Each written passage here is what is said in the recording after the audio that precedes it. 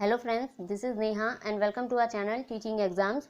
Friends, आज के video में हम बात करेंगे सी-टेट सितंबर 2015 के ईवीएस के 30 क्वेश्चंस की, जो कि होंगे प्राइमरी लेवल के। तो चलिए स्टार्ट करते हैं अपने पहले क्वेश्चन से।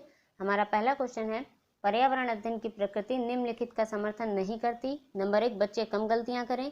नंबर 2, बच्चों को करके सीखने का अवसर मिले। नंबर 3, बच्चे बहुत से प्रश्न पूछें। नंबर 4, बच्चों को खोज करने के लिए पर्याप्त स्थान मिले। तो पर्यावरण अध्ययन की प्रकृति निम्नलिखित का समर्थन नहीं करती, तो ऑप्शन 1 हमारा सही हो जाएगा, बच्चे कम गलतियां करें। गलतियां करना अधिगम की प्रक्रिया का ही एक हिस्सा होता है, इसीलिए पर्यावरण अध्ययन की प्रकृति इस बात का समर्थन नहीं करती है कि बच्चे कम गलतियां करें। हमारा अगला क्वेश्चन है, एक शिक्षिका ने कक्षा 4 के शिक्षार्थियों को पढ़ाने के लिए पौधे अंतर्वस्तु का चयन किया।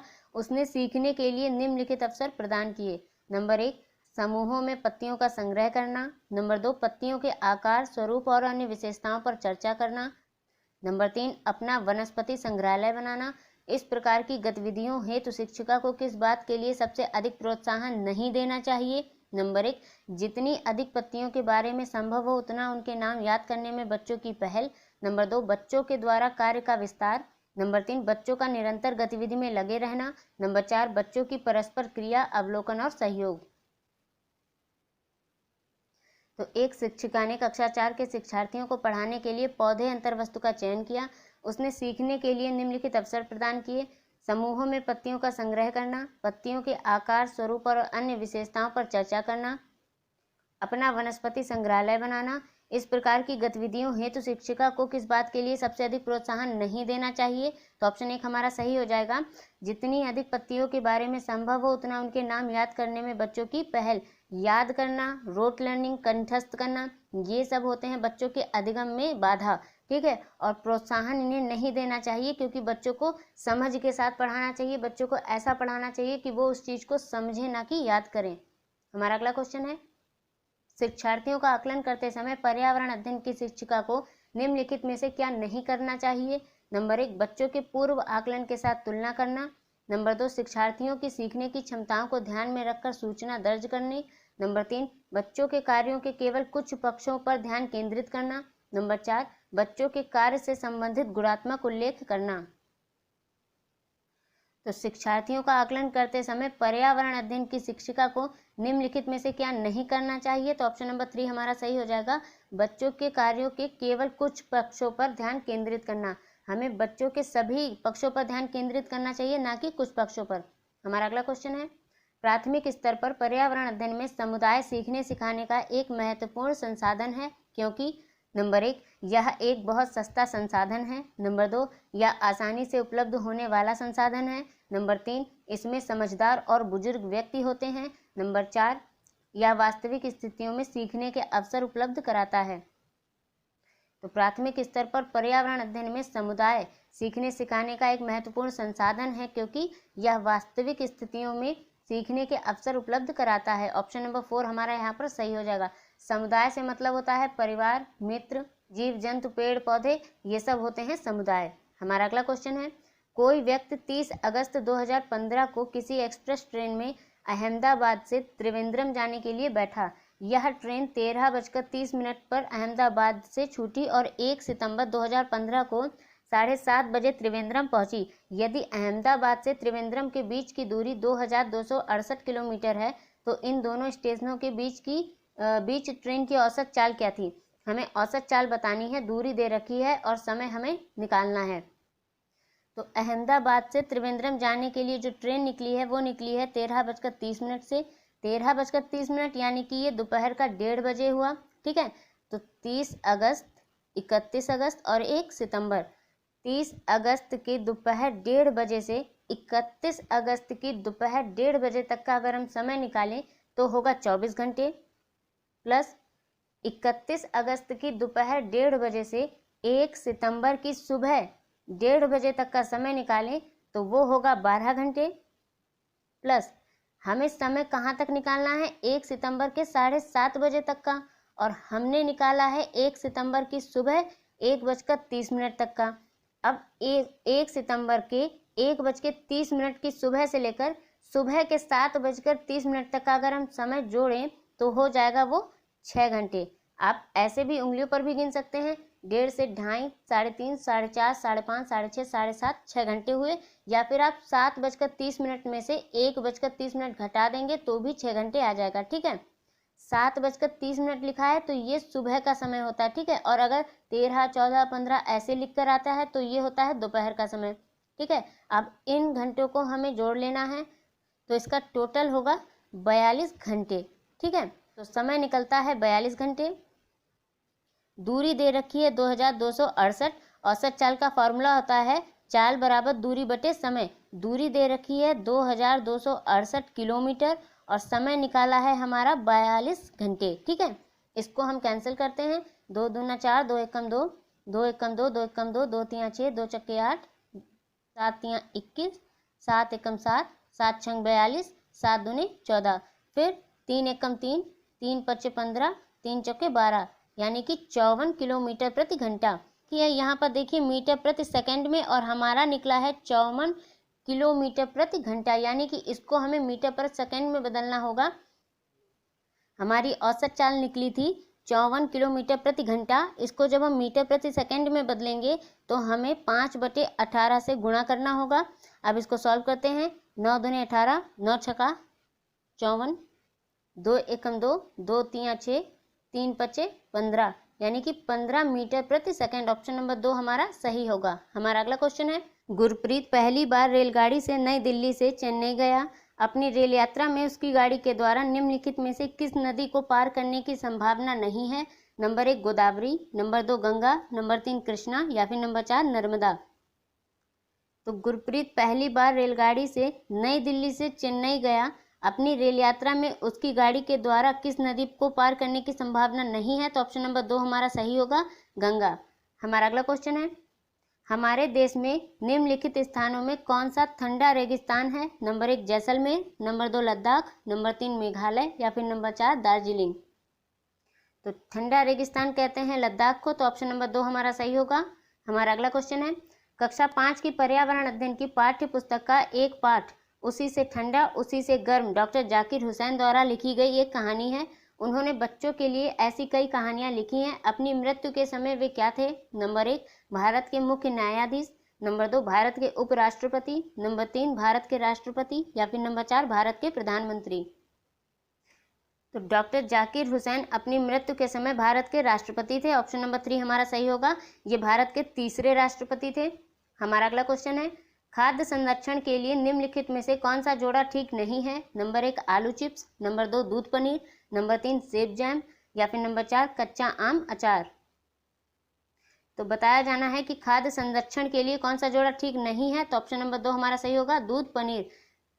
दूध से पनीर बनाकर हम पनीर को ज़्यादा दिनों तक संरक्षित नहीं कर सकते, लेकिन आलू के चिप्स बनाकर, सेब का जैम बनाकर और कच्चे आम का अचार बनाकर हम उसको ज़्यादा दिनों तक संरक्षित कर सकते हैं। हमारा अगला क्वेश्चन है, घरों की नीचे दी गई विशिष्टताओं पर विचार कीजिए। पॉइंट ए, निचली मंजिल में कोई खिड़की नहीं। पॉइंट बी, पेड़ के तनों की लकड़ी से बनी ढालू छतें। पॉइंट सी, पत्थर के खंभों पर जमीन से लगभग 10 से 12 फुट ऊंचाई तक बने घर। पॉइंट डी, पत्थर, गारा और चूने से बनी मोटी दीवारें। पॉइंट ई, लकड़ी के फर्श। लेह और लद्दाख के घरों में ऊपर दी गई कौन कौन सी विशिष्टताएं पाई जा सकती हैं? तो निचली मंजिल में कोई खिड़की नहीं, सही है। लेह और लद्दाख के घरों की विशेषताओं में पॉइंट ए सही है। पेड़ के तनों की लकड़ी से बनी ढालू छतें, तो ये गलत है। पत्थर के खंभों पर जमीन से लगभग 10 से 12 फुट ऊंचाई पर बने घर, तो ये गलत है।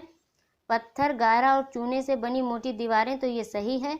लकड़ी के फर्श, तो ये भी सही है। तो पॉइंट ए, डी और ई हमारा सही होगा, ऑप्शन नंबर 3।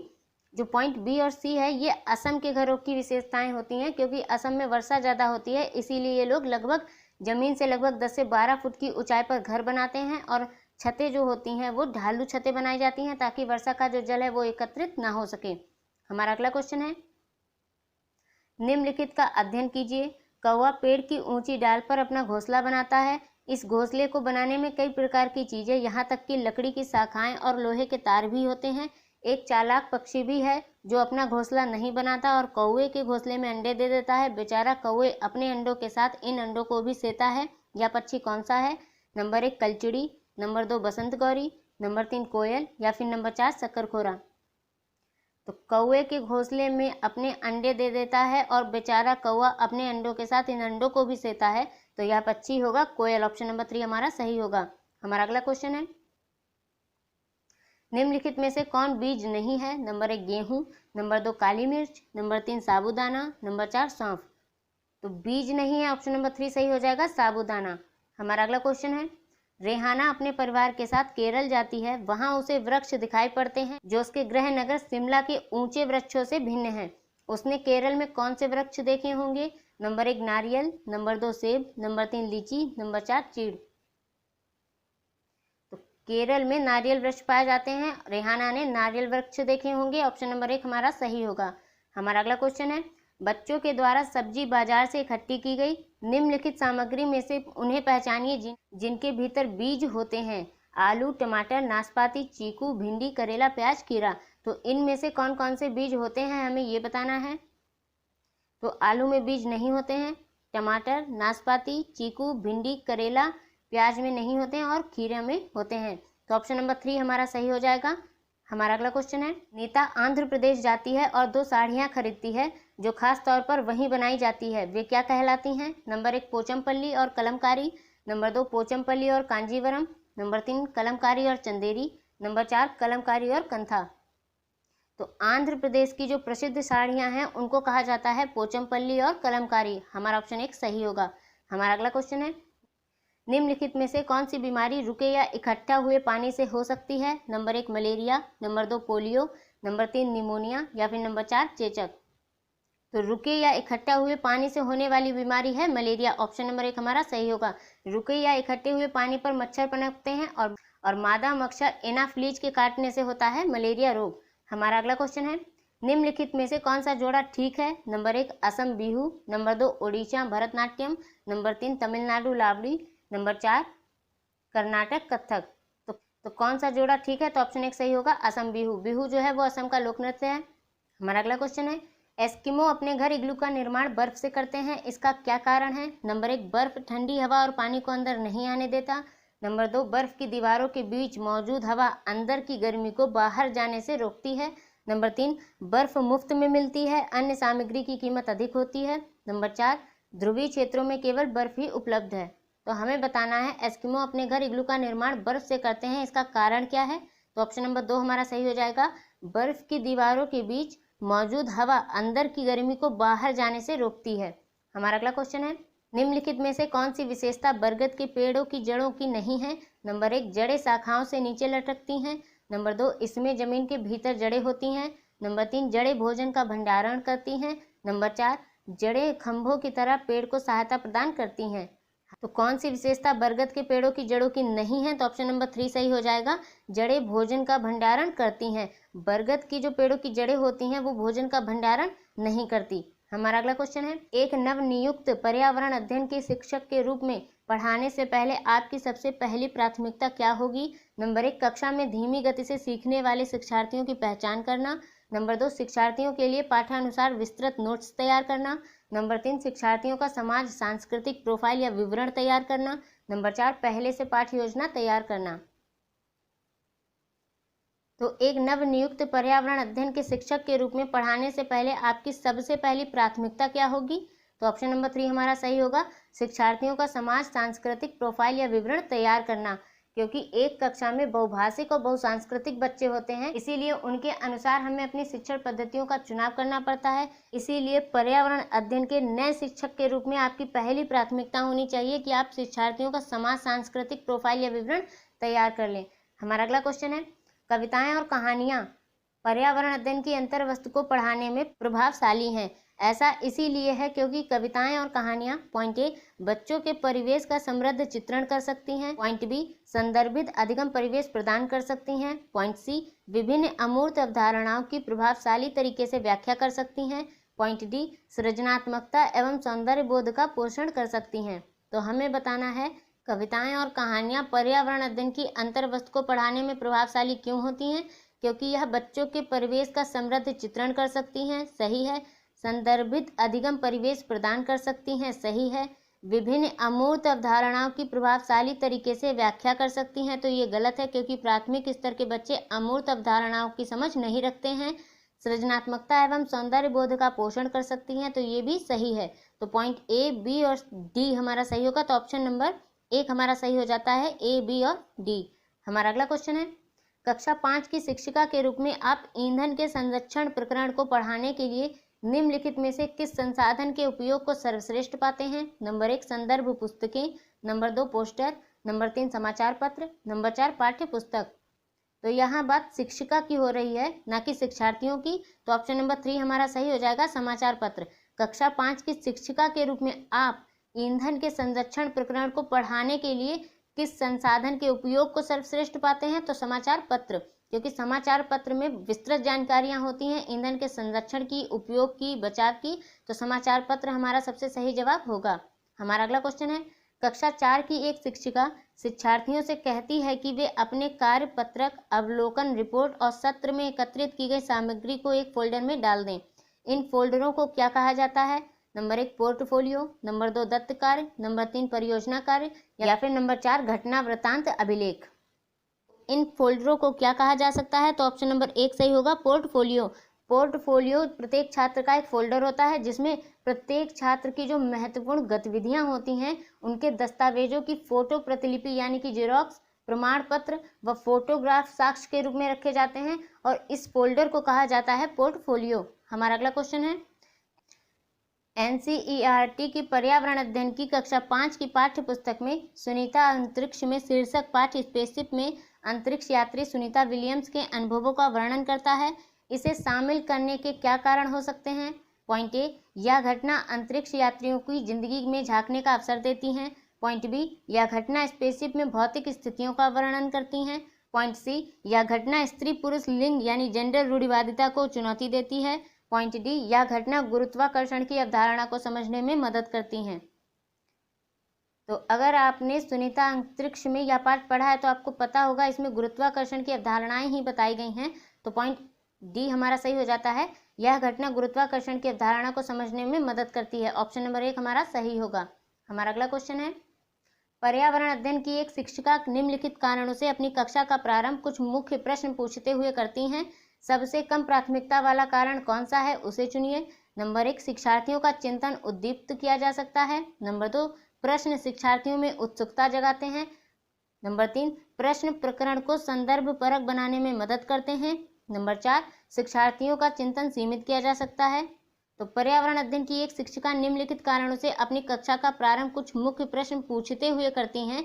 तो सबसे कम प्राथमिकता वाला कारण कौन सा हो सकता है? तो ऑप्शन नंबर 4 हमारा सही होगा, शिक्षार्थियों का चिंतन सीमित किया जा सकता है। अगर हम शिक्षार्थियों का चिंतन सीमित कर देंगे तो उनके अधिगम में बाधाएं आएंगी, वो अपनी लर्निंग में एक्टिव नहीं रह पाएंगे।